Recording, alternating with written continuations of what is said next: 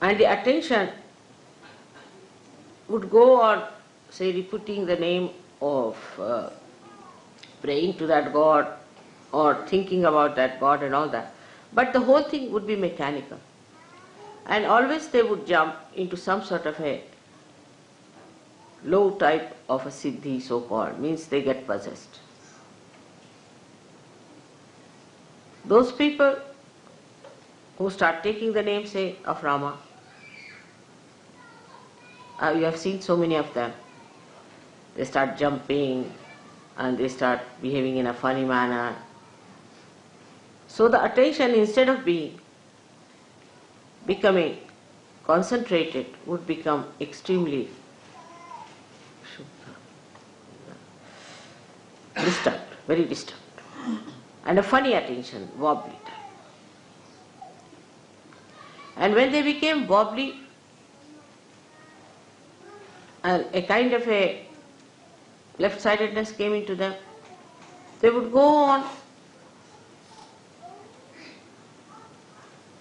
enjoying it, just like a drunkard enjoys. Then such people would weep, cry, enjoy their crying, trouble others by their crying, and they would not have power to overcome that. So much they would be possessed. Then another kind, who, let's say, ambitious people, like we have many scientists and this kind of people, ambitious people, they would get auto-hypnotized. Thinking no end of themselves, behaving in the most stupid manner. And also they would get possessed. And you can see people like Hitler and all sorts. So many of these people today who are ruling the world, supposed to be in democracy or say communism or anyway, most of them are actually the despots.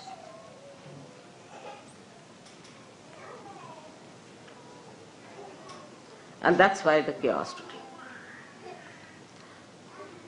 And a theme like nationalistic spirit or something like that, they would develop. And try to take the advantage of people's right-sidedness and involve them into wars and all sorts of destructive things. This kind of attention is possible for people who think they are very great, say Hindus, Christians, mostly they are warring people, Muslims. Nowadays the Muslims are all warring, imagine, among themselves. That's the best part of it. And the Christians are all warring among themselves. And the Hindus are all warring among themselves. Like there are only two nations where there is Hindu majority, so-called. One is Nepal and one is India. And all the time they are quarreling. There's not one day passes without hearing some news of some sort of a quarrel. Because Hindus won't use the swords, but a very cold-blooded quarrel is on. So this is the situation. In the name of God, again I say, because they started on a very different level and their attention goes left or right and they develop those siddhis.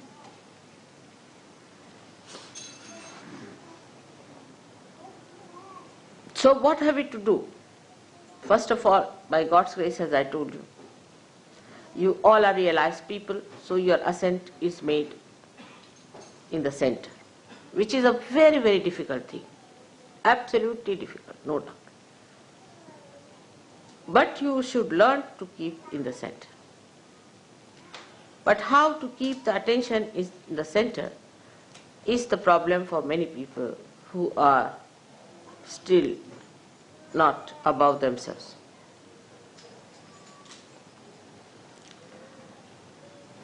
Now when you meditate, try to meditate in a sustained way. First of all, sustain it. Then you find that you are getting into the state of samadhi, means at a state where you start feeling the joy and the bliss of God's blessings. And then you start saying, oh God, what a blessing, what a blessing, and what a blessing. Once you have reached that state, then you have to realize, who am I? Who are you? What are you? You are the Spirit. After establishing your sustained attention on the Spirit, you will develop a state where you will be in a complete state of witnessing with joy. Now those, say, who are here can judge themselves very simply in a way. Those who tried to have the best rooms, they must have booked 10 days ahead of time, they must have done this, that to get a good room. Those who want to have the best food or the best time, try to have position in the mind. Face yourself, honestly. Sahaja Yoga is an honest endeavor. The best privacy for themselves. You all should face yourself. Then the husband-wife, they want the privacy to themselves. This is not the time for husband-wife to be together. Or for you to talk loudly and move about and have fun. No, this is meditative time you have come. It's very short time according to me, because people spend thousands of days to establish their meditative mood. But in this speedy life, you have to have intensity to establish. So get into meditative mood. Some people feel that they have come for a proper holiday making and there's no sea here, so how will they have a swim sort of temperament. Those who are not so badly off would be asking for more comfort. I couldn't get food, I should have this, the best to be given to my child, or to my husband, or to my wife, mine. It doesn't matter, for one day, a night, you sleep, boys together and ladies together. If there are children, all right. But there's no need for husband and wife to sleep together in this time when you are meditating or in one room at all. You have come for a very special purpose here. You are paid for it.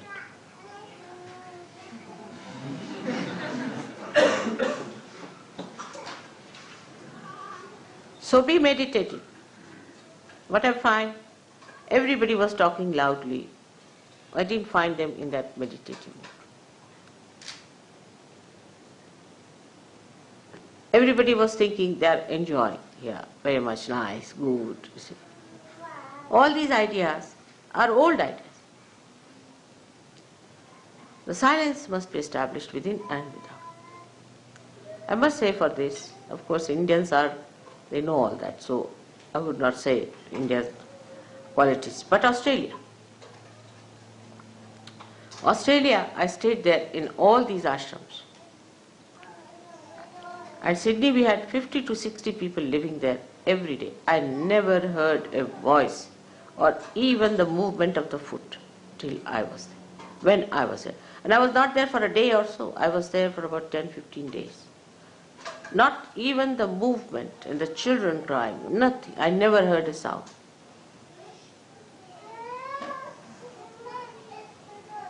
This was one of the ways you can control your attention. That in my presence, what do you speak? What do you say? You must know the protocol part of it. Whom are you talking? You can't make fun. You can't joke. I can joke with you. You can sometimes smile, all right. or laugh sometimes. But it has to be done with a weight. Whom are you talking to? The reason is I'm talking to you all this because it's only all this report, all this behavior is going to help you. I'm not going to be helped. I'm not going to be saved.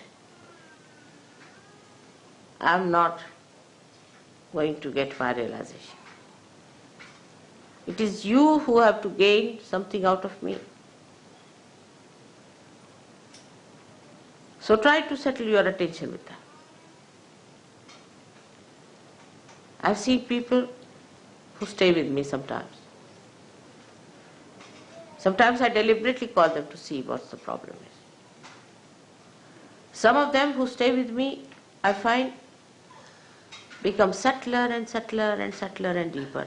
And some of them start taking advantage, taking liberties, then taking a kind of a course of life which is so mundane and so stupid that I can't understand.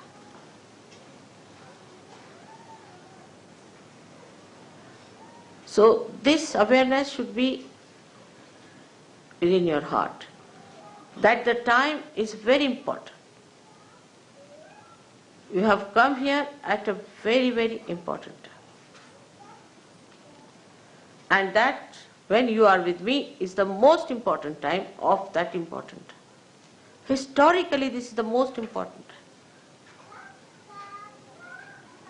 And take full advantage in the real sense of the word. Some people think if they can get some money out of me, then it's a big advantage. All right, you can take it.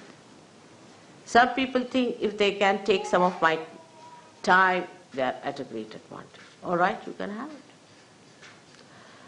Or some people think if they can take advantage of me, sort of feeling ego pampered or something, I'm a great lord and some sort of a thing, you know. All right.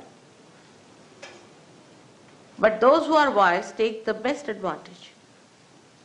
The best advantage is the growth within. So the first awareness has to be that you are such lucky people that before you stand someone who has the control over all the centers, over all the powers, or say who is all powerful. How much advantage you have taken of that is the important thing. Now where I stay, there are two places we can say, in England and India mostly. And the contrast I feel English and Indian thing. In India, the more I have stayed, they become more protocol. Because they have old traditional training. But in England, I find people start taking advantage, making fun, joking. You cannot.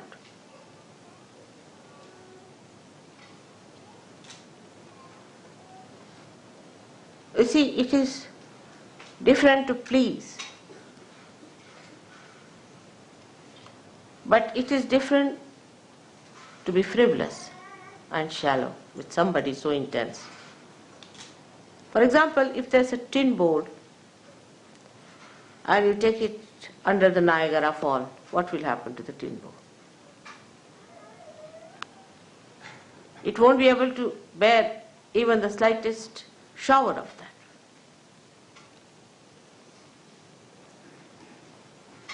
So despite Utambhara Pragya, like the sun today, you must have been upset yesterday thinking that now we have come here, we have to live in the tents and the water is raining. I know many must have. But the one who has achieved that state would not be. What is there? If I have to live, doesn't matter. I am here for a special purpose. As long as I have achieved that purpose, nothing matters to me. What discomfort, what all these things happen to me. I have to achieve that purpose. Some of you people cannot see me so closely. Some of you are still not capable. Doesn't matter. What is most important is I should achieve that state. I've come here for that. Not for fun, not for food, not for comfort, not for anything, but for achieving a special state where I become the Guru. What is my preparation for that? We have to be